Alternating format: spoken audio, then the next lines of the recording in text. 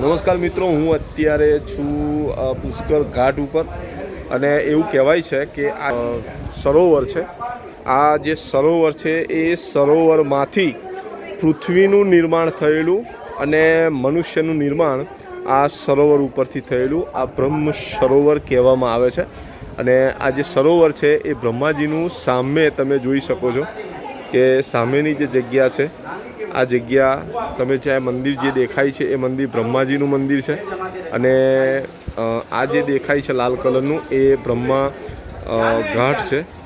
અને અત્યારે સરસ મજાનું આ જે સ્થળ છે એ રાજસ્થાનના પુષ્કરની અંદર આવેલું છે. અને એવું કહેવાય છે કે જ્યારે બ્રહ્માજીએ પૃથ્વીનું નિર્માણ કર્યું અને પૃથ્વીનું જ્યારે નિર્માણ થયું અને જ્યારે માનવનું નિર્માણ થયું એ નિર્માણની જે શરૂઆત છે એ શરૂઆત આ સરોવર ઉપરથી થઈ છે.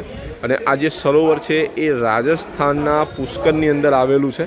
અને તમે જે આ પર્વત જે ઘાટી જોઈ રહ્યા છો, આ જે ઘાટી છે એ ઘાટીની પેલી સાઈડે એક સાઈડે પુષ્કર છે અને બીજી સાઈડે અજમેર છે. આ ઘાટીની પાછળની સાઈડે અજમેર આવેલું છે.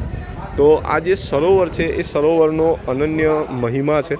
અને અહીંયા સરસ આ જે સરોવર છે એ સરોવરની આજે મેં મુલાકાત લીધી.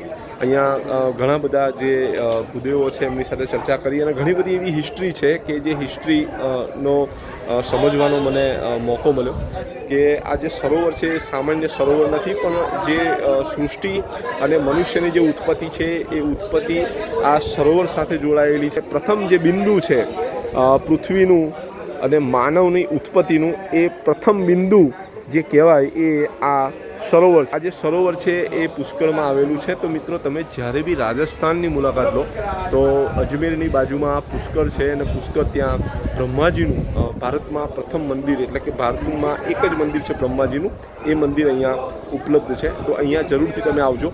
અને મિત્રો, વધુ વિગત માટે આ પેજને ફોલો જરૂરથી કરજો. જય જય ગરવી ગુજરાત, હર હર મહાદેવ.